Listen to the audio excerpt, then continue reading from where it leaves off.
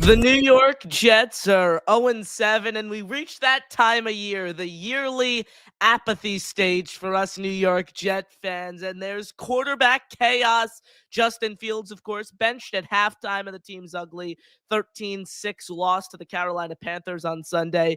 And ESPN's Rich Cimini is reporting that Tyrod Taylor is expected to start Sunday in Cincinnati against the Bengals. Is it the right decision for New York? Plus, Woody Johnson blasts Justin Fields when he's answering questions from reporters at the league's annual fall owners meetings. We'll break it all down and much more coming up here on a Tuesday edition of NY Flight Jets Talk. This is NY Flight Jets Talk with Connor Long. NY Flight Jets Talk. We're talking Jets, Jets, Jets, Jets, Jets, Jets. NY Flight Jets Talk with special guests. NY Flight Jets Talk. Here's your host, Connor Long.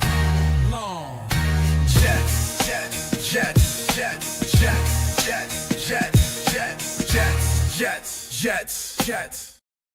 What is going on, New York Jet fans? Hello, everyone. Welcome back here into another edition of NY Flight Jets Talk as we come to you guys live right here on this Tuesday evening, October 21st, 2025. Be sure you drop down below, smash that like button, hit subscribe. That is the free way to support us in what we're doing right here on the channel. The paid way, you see it on the scrolling ticker down below. You can get into our membership raffle drawing November 1st. Every $2 super chat or gifted membership gives you an opportunity to win a Joe Klecko signed jersey, a Wayne Corbett signed helmet, a Coles Corbett Moss signed picture, a Don Maynard signed photo, an Al Toon signed photo, folks. You see it on the ticker. Every $2 super chat or gifted membership gives you a raffle entry. Questions, comments, thoughts, load all of those up into the chat, folks. Call into the show with the pinned comment down in the video description below. We appreciate your support as always. Again, smash the like button, hit subscribe, get all of your questions, get all of your comments, get all of your thoughts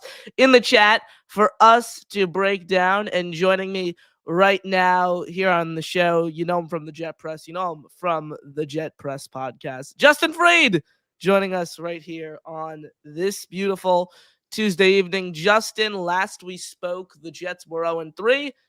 4 weeks later, they're 0-7. This team is terrible. The more things change, the more they stay the same, Connor. This is we've become accustomed to this as Jets fans. I don't think we should be shocked. They're 0-7. They're bad. This is a terrible football team, and I'm excited to talk more about this terrible football team. Absolutely, and we're sickos, so we do it every day. We talk about this team. We write about this team. We root for this team every Sunday, no matter how bad the product is out on the field. Yet you have Woody Johnson going out there today, Justin, and telling fans, "Oh, continue to have hope. Continue to have hope." Fans want results, Justin. Enough of this blasphemy from Woody Johnson. It was a rough listen. Those Woody quotes, man. I mean, I'm sure we'll get into it. The whole thing with Justin Fields. It is it's tough. I mean, yeah, I guess I appreciate Woody saying speaking his mind. We know Woody Johnson is never one to hold back, and I don't think he was entirely wrong with everything that he said, but probably not the person that should be saying it, and probably not the time to be saying what he said. You mentioned it right there, Justin. We'll go to Woody Johnson addressing reporters at the fall owners meetings right here in Midtown Manhattan. This is Woody Johnson talking about Justin Fields and Aaron Glenn's struggles as a first-year head coach. To turn it around. Well, it looks like he's turning around parts of it. You know, it's hard when you have a quarterback with, with a rating that he got. You know, he has the ability, but something just is not jiving. But if you look at any head coach with a quarterback like that, you're going to see similar results, if you will, across the league. You have to play consistently at that position, and that's what we're going to try to do for the remainder of the season. So what gives you hope then? I just think defense, special teams are doing better. Defense is pretty good. If we can just complete a pass, it would look good. You got to complete some pass. You got to convince them that you can do something. Otherwise, it's hard to have have a game that you can to turn it around. Woody's right, Justin. It would look good if they had a quarterback who can complete a pass. And at the end of the day, for full context here for everyone, Woody Johnson was one of the last owners to arrive at the owners' meetings today in Midtown Manhattan, and he came up and reporters swarmed him. And the first thing he said is, I don't really have anything. I don't have any answers. And then he proceeds to answer questions for 8+ minutes. That's the most Woody Johnson thing I've heard. And when it comes to Justin Fields, I don't entirely disagree with the point that he was making. But like you said, he is not the one who is supposed to be perpetrating these sentiments and making these claims. I had flashbacks immediately to after the Seahawks game in 2022, where Mike White was completely out of his element and just didn't look like a NFL caliber quarterback. Woody Johnson was in the locker room and talking about Mike White's performance right in front of his face. Woody Johnson, I think, actually just complicated things for his head coach, who he openly praised, because now Aaron Glenn is going to need to address this locker room in front of the quarterback we gave $30 million guaranteed to, and explain this and put out some locker room fires as this team prepares for their weekend matchup. So Woody will always be Woody. Yeah, he will. The Jets fans have they've become used to who Woody Johnson is. I don't think anybody should be shocked by this, but yeah, like you said, Connor, I don't think this is doing his head coach any favors. The head coach that he wanted to defend. I will give him credit for one thing. If his goal was to take the heat off of Aaron Glenn, he accomplished that. I think the heat is now squarely off Johnson, which Woody is a lightning rod for criticism. He's a lightning rod for media attention. It's what he's always done. But the real issue here is not only just addressing the locker room, but he's in a situation where, Woody Johnson continues to stress, like, this is the coach's decision. I'm not going to be the one that decides whether they should make a quarterback change, which they absolutely should. Tyrod Taylor should start on Sunday, and it sounds like he is going to. That is the correct decision.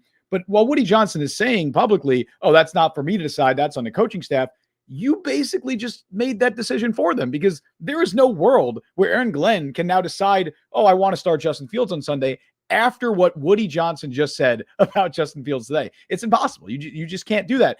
And it complicates matters further down the line, because while the benching is necessary now, and while this is the correct decision to start Tyrod Taylor on Sunday, there's a world where in a few weeks you reset, and maybe Fields had time to kind of reset his psyche. He's recalibrated a little bit. Maybe he's in a better space mentally, where you feel that he's ready to play football again, because he's clearly not ready to be on a football field right now. You can't really do that now. You can't really revisit that conversation in a few weeks. If you do, it's going to be really awkward, because your owner just publicly eviscerated him, torched him to anybody that could hear it. It just complicates the situation. It is unnecessary. And while, again, I don't necessarily disagree with his assessment that Justin Fields is a big reason for the Jets' struggles. He absolutely is. He's been borderline unplayable the last few weeks. It's just not a good look. And also, you also consider the fact that Aaron Glenn and this Jets coaching staff, they handpicked Justin Fields as their guy. So 100%. If you're going to say, oh, Fields doesn't deserve credit, or I'm sorry, Aaron Glenn doesn't deserve criticism because look at the quarterback he's dealing with. Well, Glenn is the guy who brought Fields in. This is the guy that, Glenn said, hey, look, we believe that we can make Aaron or Justin Fields, we can get the best football out of him. He can play this best football with us. It's the opposite, Connor. He's playing the worst football of his career with the Jets. There was a quote from Aaron Glenn in the offseason where he said, we're going to finally let him play quarterback. That's what he said about Justin Fields, basically saying, look, these previous coaching staffs he's been with, whether it was in Chicago with Matt Eberflus or whoever, whether it was with Mike Tomlin last year, they didn't get the best out of him. We know what we have to do. We know how we can get the best out of him. It has not been the case. He is playing the worst football of his career. I don't know how you can deflect blame from Aaron Glenn and put it all on Justin Fields when Glenn is the reason that Fields is here. Not only that, Justin, but he's followed that same motive with a handful of players this offseason. Breece Hall, talking about integrating him into the receiving game. So much for that. 7 games through the year, and probably only a game or two left for Breece Hall before he officially gets shipped out of town. We'll get into those rumors shortly here on the show. And Will McDonald, when asked about the spin move from Connor Hughes over the summer, it's coaching, man. It's coaching. Now, where's coaching in the 0-7 start? And I tweeted about this the other day.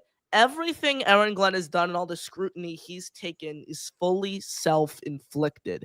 If he didn't come in, if he didn't puff his chest out, if he didn't raise the expectations times 100 for this fan base, not everyone would be so disappointed at him right now, because that's really all he did. And I want to point out something that I think is rather concerning and nobody is talking about. He mentioned what it's going to take to officially making this quarterback decision and what that process is going to look like. And he mentioned consulting everyone on the staff, which I think is incredible. I think that's the right idea. But he also mentioned talking to other coaches. Like, you're a head coach in the NFL now, man. You're not a defensive coordinator, not a scout. You're not a defensive backs coach. You're a head coach. That shows me someone who is in over his head. That shows me someone who, let's be real, isn't ready to be an NFL head coach right now. And at the end of the day, I know it's cliche, but New York really is a different animal, man. There is a difference in being a first-time head coach in New York compared to being a first-time head coach in Detroit, like Dan Campbell, compared to being well, that's actually a bad example because they hadn't won a playoff game in 30 years until Campbell got there. But, being a head coach in Arizona with the Cardinals, being a head coach in a smaller market compared to New York. And again, everything he's done is self-inflicted. So Aaron Glenn's getting no sympathy on my end. Barney drops in with a $2 super chat. Thank you, Barney. He says Fields isn't good at his job, but Woody is worse. He's amazing. I think we got over 2 decades of evidence proving that right. It's terrible. Listening to him and listening to what he has to say on this football team is a cringe listen, as Jason Gross chimes in the chat right there. Now, Justin, I want to talk about the quarterback dilemma. You think Tyrod Taylor should start? We spoke about 4 weeks ago after week 3. You wanted Fields back for week 4 against Miami. I was leaning in that direction, but I was kind of more open to the possibility of Tyrod. And now, let's be real. Tyrod's not the long-term solution here. Fans are tired of the Fields experiment. We already hear Brady Cook's name being called. Now, I'm certainly not advocating for Brady Cook to start right away. I actually wrote a column earlier today for JetsXFactor.com. I'll pull it up here on the show. And as I write in the lead there, never my wildest dreams that I think I'd be talking about Brady Cook starting before week 8 of the NFL season. It's the Jets, Connor. There's always a chance. There's always a possibility with everything when you talk about this football team. And at the end of the day, the conclusion that I came to right there on that header is Brady Cook, I think, will start games for this football team this year. Right now isn't the opportunity for Brady Cook to do that. Tyrod Taylor deserves to be a starter. His days in the NFL are numbered. He wants as many starts as possible. And frankly, I think he deserves to be the starting quarterback.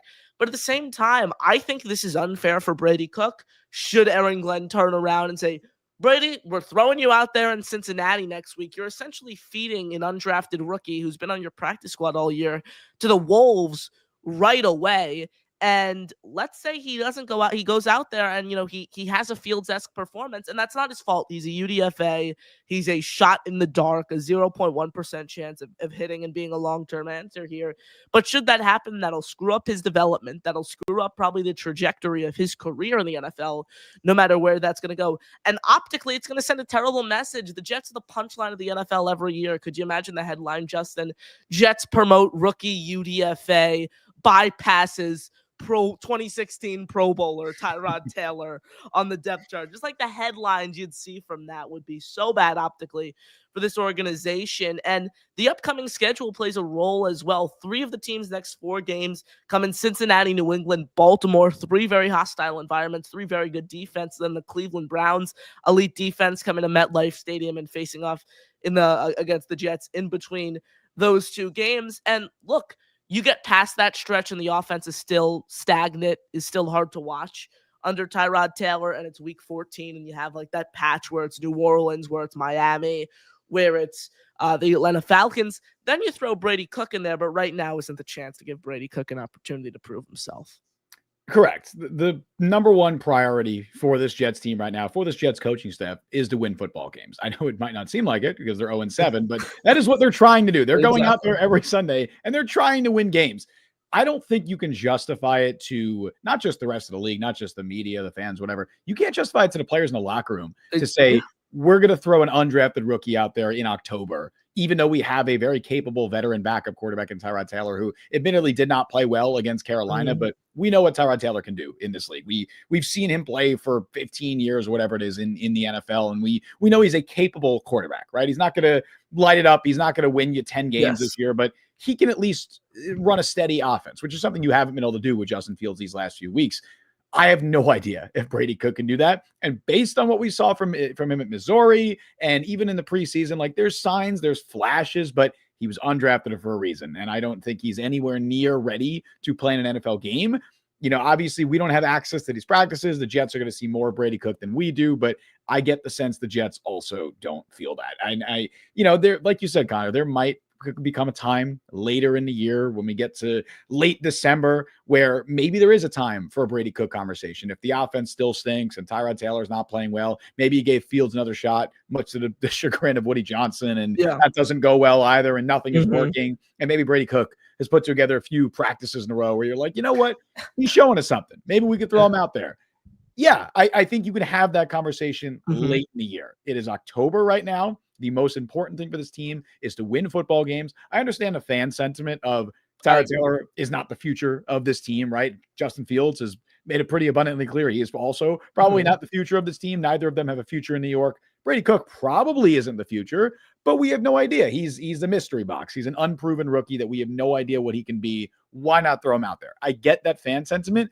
The team is not thinking that way. The players are not thinking that way, and the coaching staff certainly is not thinking that way. Just a couple weeks away from the NFL trade deadline, Justin, quickly approaching, and we continue to see these reports of Jermaine Johnson being on the trade block piling up, and I wrote this up on Sunday for JetX. I think that would be the dumbest move Aaron Glenn and Darren Muji have made. You can't justify that. Someone who's a defensive leader, you see the impact. It's palpable when he's on and off the field, as you see the presence felt when he is not out there compared to making impact in the pass rush. And just the thought of having Michael Clemens, Britta McGregor, Tyler Barron as a full-time starter puzzled me. I don't know if you saw this stat I discovered, but Britta McGregor, Tyler Barron, and Michael Clemens this year combined have 7 pressures to 7 missed tackles. So just as many pressures as they do missed tackles. Absolutely horrific. You can't justify that move whatsoever there, Justin. Trading Jermaine Johnson, or Jeremiah Johnson, as the NFL Rumors Twitter account would say, as you call him, a coward on X earlier tonight, Justin. Engagement farming. Yeah, it's just look, they blocked me years ago because I called him out for engagement farming and making up fake reports. So might as well call him out. I love it. Yeah, that account sucks. Oh, as does the ML football. That one's terrible too. Dove Kleinman as well. Dove Kleinman, awful accounts. I mean, I'm with you on Jermaine. Jermaine feels like one of the 5 or so players on this Jets roster that I would really have no interest in trading. Now, obviously, there's always a price for every player, but I just can't see a world where you get equal value for what Jermaine Johnson brings to this football team. He is easily the best defensive end on the roster at a position of major need, as you mentioned. I mean, Will McDonald, I think, has been very underwhelming this year. He had a good week 1 and has been kind of wishy-washy. Yeah, he's been kind of invisible since. Now, part of that is game plan. Teams are really getting the ball out quickly against the Jets, and there's not a lot of pass rush help around these guys. But I think it's been an underwhelming year for Will McDonald. And if you're looking ahead to 2026, and I'm saying, well, which of these guys do I want to pay? I mean, it's not a question in my mind. I want to pay Jermaine Johnson. And I know there's the Achilles injury he had last year, but outside of that, hasn't been a particularly injury-prone player in his career. He missed 3 games this year to an ankle injury. That's not a concern for me. And like you mentioned, Connor, he is an on-field and off-field leader. This team needs more Jermaine Johnsons, not less. There are a few guys, whether it's Jermaine Johnson or John Simpson or even now Jarvis Brownlee, guys that bring that intensity, that bring that energy, that they captivate guys on the roster and in the locker room. Jermaine Johnson is one of those guys. And I don't think you can replace him both on the field and off the field. It is confusing to me to see his name pop up in these reports. There was, of course, the report from everyone's favorite NFL Twitter insider, Ricky, today, who said that the Jets are intending to make Jermaine Johnson available for trade calls, which is just, it's mind-boggling to me. I don't understand it. And maybe you get a 3rd round pick back for him. That's probably the most optimistic. I don't think you get anything more than a 3rd rounder. It's probably a 3rd or maybe a 4th, given the injury history, given the fact that you're going to have to extend him within the next year. I don't think you get more than that. And if that's the case, man, how do you justify trading him for a 3rd or a 4th? I don't understand. I need a 2nd at least, and you're not getting that. Yeah, I would need a 2nd at least, and I would be stunned if any team gave them a 2nd for Jermaine Johnson, just given the situation. So when that in mind, man, I think there's more of a justification to trading Quinnen Williams. I don't want to trade Quinnen Williams. I agree. I think there's a lot more justification to trading a guy like Quinnen than there is Jermaine, where you're just not going to get equal value, and there's no reason not to keep him. Smash the like button, hit subscribe. Justin Freed, Connor Long, right here with you guys on NY Flight Jets Talk. Questions, comments, thoughts, load those up in the chat. Call into the show with a link pinned in the video description down below. Super chats, gifted memberships, they get you raffle entries right here on the channel. Let's go over to the phone lines. First up today here on the show is Lou B, Super Jets fan. Justin, My a man. season ticket holder who is joining us right here on the show. What's Lou, up, guys? what has it been like for you? Hey, Justin, I was just listening to what you said, and obviously you know a million times more than me, but I wanted to ask both of you gentlemen's opinion. Let's say Tyrod starts this week, which we know that's happening, right? Yep. He gets hurt. What do the fans do? I'm a fan. I don't want to see Justin back in the game, even though I loved him coming in. You know, I thought it was the only available guy at the time, but what do the fans say when Justin goes walking in? Because you know what'll happen. It's just so jet-esque, I guess it's the word.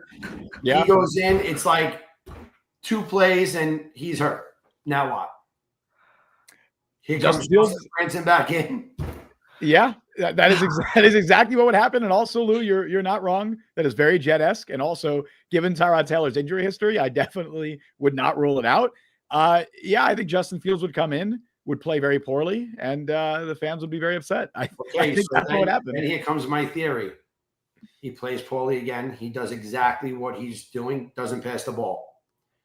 They have to be screaming for Brady Cook. I mean, it's almost like it's going to happen. And look, I think Brady is, I watched some of his highlights because I did like him. I did realize, like, when they drafted Membo, when I was watching Ahmad's reels before the draft, I was like, that quarterback in the back's pretty good. They must have saw the same thing, right? Because he was his quarterback, and he obviously was real happy that they were on the same team together, right? So, okay, so Tyrod goes in. Unfortunately, he's going to get into some shit or just throw too many picks. Now they're screaming for Brady Cook because this fan base does not. I'm not an analyst. I don't know anything, but the fans do not want Justin to play again. No.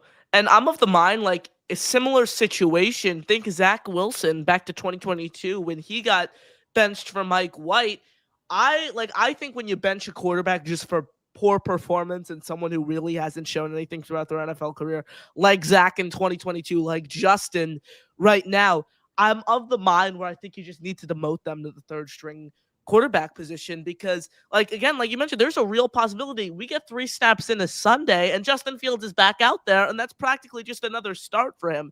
So I think when you fully demote an unproven quarterback for poor performance, you need to put them in that third QB role because, again, there is a possibility where we see Fields on Sunday.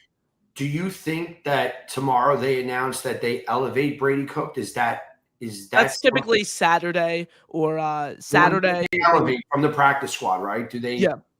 Right. So I just, it's almost like we already know the story. It's just going to happen as much drama can possibly happen. It's about to happen right now.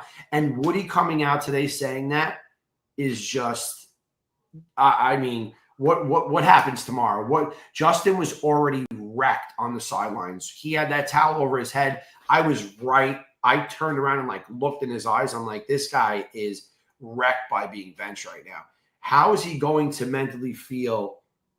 How does he feel right now? He's destroyed. In his mind, he probably wants off this team. He does not want, you know how hard it is for him to walk into that locker room tomorrow knowing that the owner said that? Yeah. So, and I don't even disagree. I disagree that he said it publicly. I don't disagree what he said. Right. Yeah. He probably feels like shit. I wouldn't blame him. Justin Fields hasn't been in his career the type to ever cause any issues. I don't think he's going to be someone that is talking to the coaching staff and saying, "Hey, trade me." Right. I mean, he honestly would be well within his rights to say that after the owner legitimately like attacked him publicly, which is, again, we agree, Lou. It's not necessarily what he said; it's that he said it publicly and how he said it. Yeah. I will say this: I would be very surprised if the Jets elevated Brady Cook this week. Okay. Maybe the conversation. Wow. Maybe I'd be very, very surprised. I think Fields will be QB2. I think there's more of a chance after today, after what Woody Johnson said, Like if I were to put it at like a 2% chance before that, now I'd say it's maybe like a 10% chance. You know, it would just have to be a situation where Fields really expresses, hey, I don't want to be QB2. But I don't think this staff is going to make that decision. I think the staff wants Justin Fields as the backup quarterback. I think part of Aaron Glenn still believes in Justin Fields. And I get it to an extent. Justin Fields has played the worst football of his career over the last few games. He is better than what he's put on tape. But like you said, his mental is shot. Like, yeah, I really think that's what it is. Something happened. Agreed. He's stressed out because I saw him. I went to like 4 practices, and he was slinging it sometimes. I mean, he didn't forget how to throw. We saw week 1. Yeah, I mean week 1 that game, I was like, wow, we're coming this year. This is going to be great. And it only mattered if you built off it in week 2, and then they no-show against Buffalo, and fast forward 6 weeks later from week 1, and it's just the outlier. They hadn't put anything on tape. They score 30 points, and we're never going to see that again, it looks like. I just think that we're going to see Brady really soon because it's just a matter of time. I don't think that Justin, if they put in Justin, people are going to go crazy. The boos will be out of control, and that's going to kill Justin. Like, he's never got I think he got booed the other day when they he got booed the other day, and that was pretty bad. It was like when they ran instead of threw the ball, whatever it was but I think this guy is not that type of guy, not like a Brady mind that nothing, like Tom Brady, nothing stressed him no matter what. It didn't matter to him. But Justin is not that guy, right? He's having, small panic attacks on the side of the field. And I'm not kidding. Yeah. Right? I'm looking at him, seeing him freaking out. And I feel bad for him, actually. I'm happy that he got paid. He never has to worry about money for the, generational wealth that he got. But Brady Cook is coming. It's happening. They really can't put him back in the game, Justin. Look, knowing this Jets team, you're probably right that Brady Cook is coming sooner than we think. It's just always expect the unexpected with the Jets. I think the Jets are not planning to play. I think the Jets are not planning to play Brady Cook at all this year. I think that their hand might be forced at some point, whether it's due to injuries or whether it's due.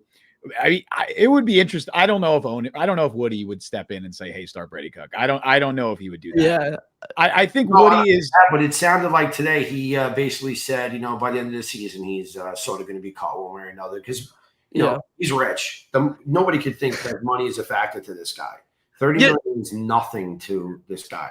I don't even know if Woody Johnson knows who Brady Cook is. I don't know if he's tapped in enough to know that. Yeah, and I think this coaching staff isn't going to want to put Brady Cook in because at the end of the day, Tyrod Taylor gives this regime the best chance to unless he gets hurt.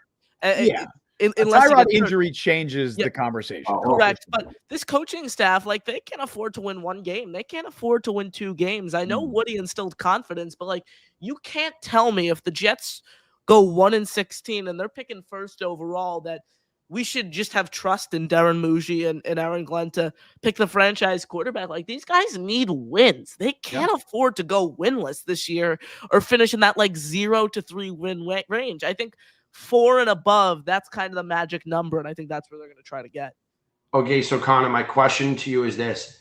If that is really the case and they think they need to get 4 wins to keep their job, they're going to do whatever they can. They'll spend whatever money they can. They have to go out and get a quarterback right now. I'm not saying they're going to go out and get some rock star, pull off some big trade.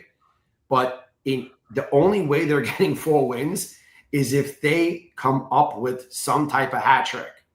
Is there anyone out there that's possible that that you guys see that we could trade for or pick up? I mean, there's probably better quarterbacks on practice squads right now than some of the options that we have right now. Yeah, for sure, Lou. We appreciate the call. We'll get to that for sure. Appreciate you. Yeah, I've seen some Shadur Sanders. I heard Evan Roberts on the fan the other day say Shadur. No. I'm not feeling it. When I first heard it, I was like, oh my God, that's a ridiculous take. The more I thought about it, it's not as ridiculous. I understand the fan perspective, but it's really not the answer. The Jets passed on him multiple times throughout the draft. They don't need really more distractions. And why should they be the team to give Shadur a chance right now? I think Brady Cook has a better chance of winning with the Jets than Shitter Sanders is, if I'm going to be completely honest. Anthony Richardson, he's injured now. I mean, there's nobody really out there. They're not going to buy anyone at the deadline.